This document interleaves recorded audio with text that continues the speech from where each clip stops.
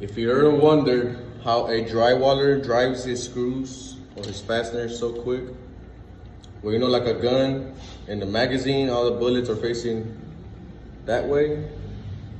It's the same thing, same concept. Get your gun, as you're driving the screw in, you already have this one ready while you're driving this one in. So I'm gonna show you a little action on how to do it. Here we go.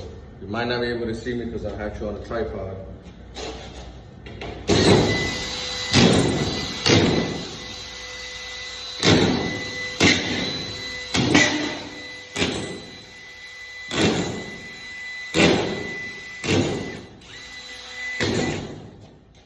So as I'm pretty much driving them in, you twist it until you get it in there.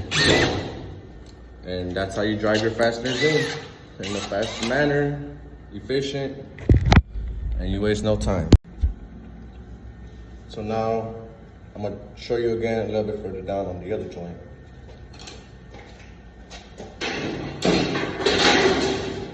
These are my joints, and here I go.